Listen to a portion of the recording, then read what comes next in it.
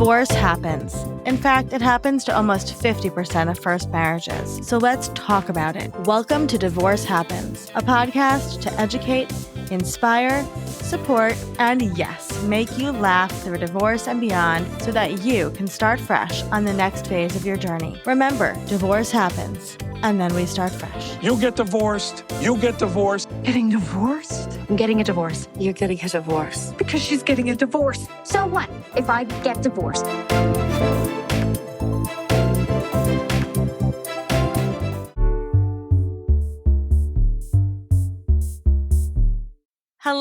Hello. Welcome back to Divorce Happens, the podcast where we support you before, during, and after divorce with education, inspiration, and a little bit of laughter. Because as we know, divorce happens and then you start fresh. And we're here with someone to talk about a very important topic today. I am going to have her introduce herself. So, Stevie, who are you? Hi, I'm Stevie Blum. I'm a psychotherapist and relationship specialist. Amazing. So, when you reached out to come on the show, I loved what you were talking about because this is a topic that I think most people don't think about when they're going through divorce, which is friendship and how it affects your divorce affects your friendship affects your divorce. So let's get into it, Stevie. What do you see happening with people when they're going through a divorce and they come to you and they say, like, my friends are acting really differently to me? What's going on here? Well, to your point, we talk about the grief associated with the relationship ending, but there's also so much grief that comes up in friendships. And I think the number one thing that I see is that maybe in the short term, depending on the context of the divorce, maybe in the short term, people are there for you, people are checking in, there's a lot of attention to what's going on. And then life goes on. And a lot of my clients often feel sort of like left in the dust, and they start to take that really personally, and they feel unsupported and they feel isolated in their experience. And especially depending on what age you are, if you're one of the first people to get divorced in your circle, it can be really, really isolating. Yeah, it can be, for sure. And I was the first person, so I very much understand that. And people did not know what to say to me. I had some friends who told me to go out and sleep with as many people as possible, and, some friends that just didn't get it. So what can we say to our friends to help them help us going through this process? Well, there's two things I think are important to keep in mind. First is this concept of the spotlight effect. So we sort of overestimate the space we take up in other people's lives. And I always say everybody's the star of their own show. So while you're sort of at the center of the story, what you're experiencing, everyone's experiencing their life. And so it's very easy to personalize and feel like, if people aren't thinking about you, it's because they don't care about you. But in reality, they're just caught up in their own lives. So first, we want to depersonalize a lot of what we experience from other people because most of it isn't personal. The second thing I like to remind my clients is that people are not mind readers. And so it's really important to also advocate for your needs and to tell people in your life what you need. And that can be a scary process because, again, depending on the context, people might respond to you in different ways. But you kind of have to get over the hump of saying they shouldn't just know to do this. Of course they should know to do this because people don't know. They don't know what you need. They don't know what to say. Sometimes you want them to address it. Other times you don't. And so you really have to communicate where you're at with them and what you need. Yeah. So how do you do that? Like, what's a good way to do that? Okay. Well, so first thing is, you want to start off by always assuming best intent. Like, let's say you have a friend and you feel like she's just been really neglectful and hasn't been attuned to what you're going for. So we're assuming best intent. We're not personalizing it. And we're going to approach her with an I statement. We're all familiar with those. And you say, listen, I know you're probably not aware of this, but I've been really struggling lately. And it would mean a lot to me if you would check in more. Just as simple as that. It's also helpful to transform a complaint into a positive need. So instead of saying, you haven't reached out, you don't care, all of your frustrations about what they haven't done, instead say, it would mean a lot to me if you did X, Y, Z. When you're together with your family on a Saturday, if you wouldn't mind, it would be really nice if you could invite me and include me. I would love to be there. And that gives the other person the opportunity to feel empowered to support you. They get to feel like, oh, great. Yeah, of course I want to make you feel that way versus feeling defensive or attacked that you feel like, they didn't show up for you. What a reframe there, right? I love that. Okay, but here's a scary question for you, Stevie. What if they don't respond the way you want them to respond? I'm glad you brought that up because that happens. So I think I have a nice framework for any sort of like difficult problem you're facing. So let's say you have same situation, you feel neglected by your friend. First thing you're going to try to do is solve it. And that means confront them about it.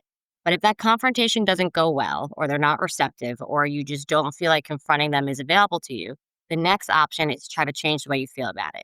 Can you reframe this experience? Can you, maybe you realize, what they have a lot going on too, and maybe they're not aware of it. Or, every time I talk to this friend, I didn't necessarily feel that good after the conversation anyway. So, what am I really fighting for here? Like you start to sort of challenge your thought process about it. But let's say you realize you can't solve it and you try to change the way you feel about it, but you're still really hurt.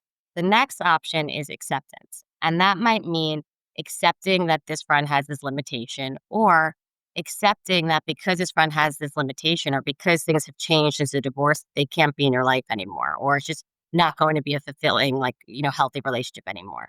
And the key thing to remember about acceptance does not mean approval. It doesn't mean that you're suddenly like, oh, okay, I'm okay with this, I'm accepting it. It just means that you're done fighting against that reality as it is. You're just sort of accepting this is what it is. It causes me pain, but I can't keep fighting anymore. Yeah, and that's really hard to do when you're managing all the other emotions. Is it okay when you're going through a divorce to just kind of like put your friendships on the back burner for a little bit if you can't handle everything? Of course. Of course, that's okay. Yeah, I think like healing after divorce requires a lot of mindfulness, a lot of checking in with yourself and asking, how do I feel? How do I want to feel? What do I need to do to feel that way? And if in that exploration you realize I'm so drained from having to sort of spell out what I need or have these difficult interpersonal relationships that I just need to turn inward for a bit and heal, then that's a really healthy, meaningful choice. Okay, I'm gonna throw some hard questions at you now. So, what if you have a friend? I had a friend that. I'm gonna give you a couple examples. One of my friends, who I love dearly, kept saying, "Just kick him out," which he wasn't a possibility. He owned the house with me, and also there was no reason to kick him out, right? And said it so many times that I just stopped answering, right? And what do you say? What's like a nice boundary you could put up with a friend who's just saying the wrong thing over and over to you? Yeah, well, right. So first you take a beat and you're like, okay, this is my best friend. They're really trying here. Right. But they're not mind readers, and they, like I said, they don't know what I need in this moment. And so I would say something like, listen, I know you're really trying to be supportive, and it must be hard to watch me struggle in this way. But when you keep saying, just kick him out, it just really frustrates me. It's really upsetting to me because I don't have the power to do that right now. And I think what would be more supportive would be, and then you give her the tool. You have to give Mhm. people the information on how to show up to the relationship better. Interesting. Interesting. Okay. And then I want to kind of flip the switch and talk about the positive side of this.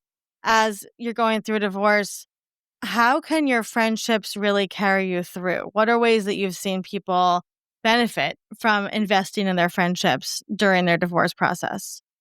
Well, anytime you go through an emotionally taxing experience, you grow from it. You learn from it. Your humanity and your empathy is strengthened, and you just connect to people in a different way. And so I've seen a lot of women who, through being really vulnerable and raw with their friends, have found those connections so much deeper, so much more profound.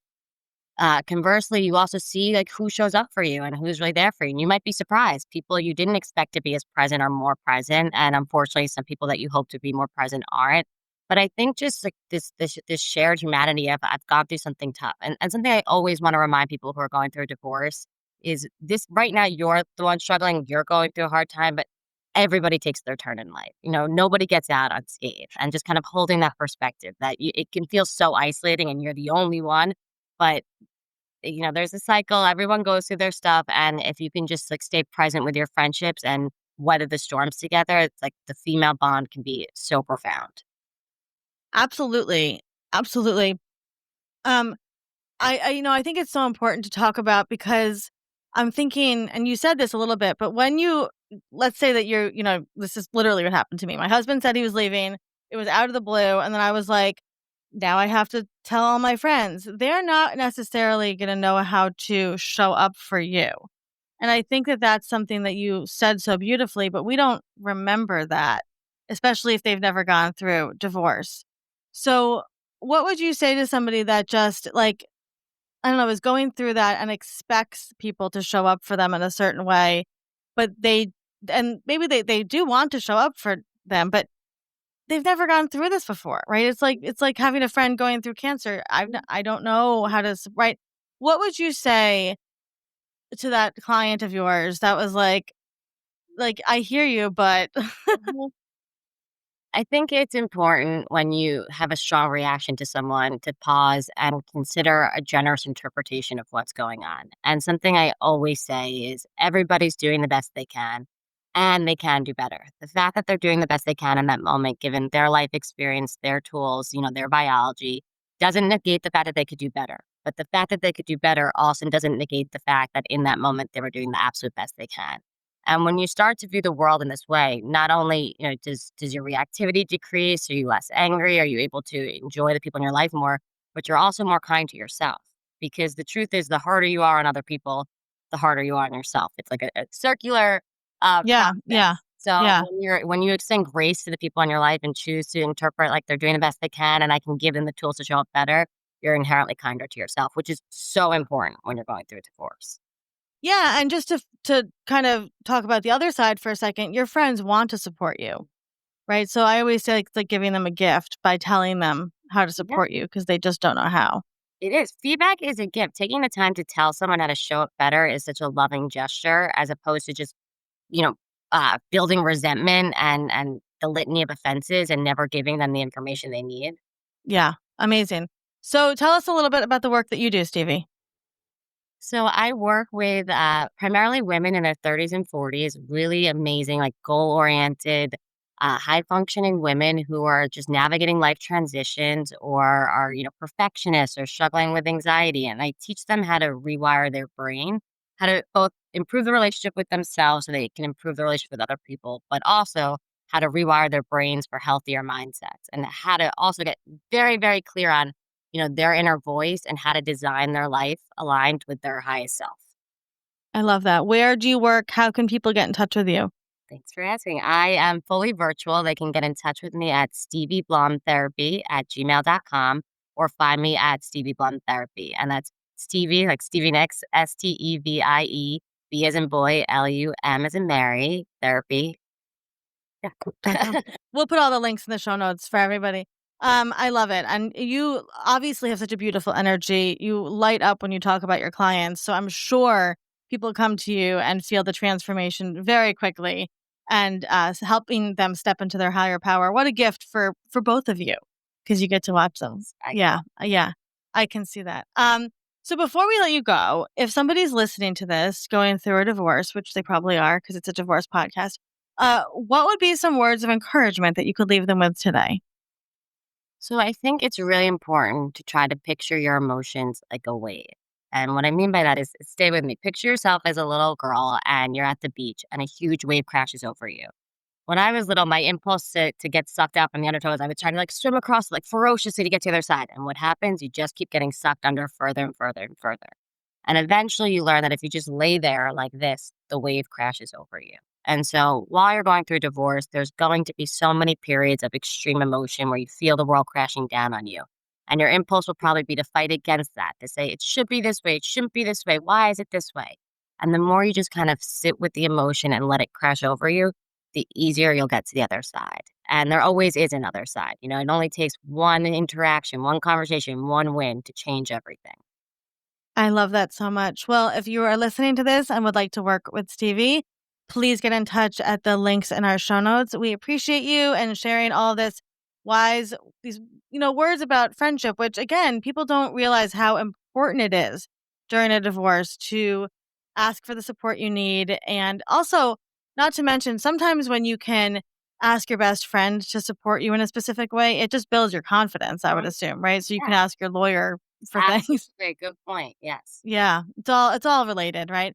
Well, we appreciate you and the work that you do to support women, and thank you for being here today. Thank you for having me. It was great speaking.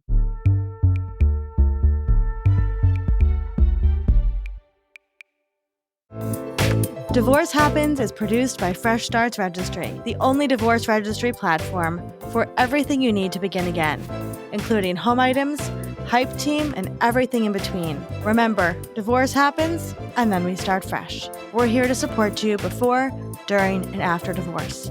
Head to freshstartsregistry.com for more info.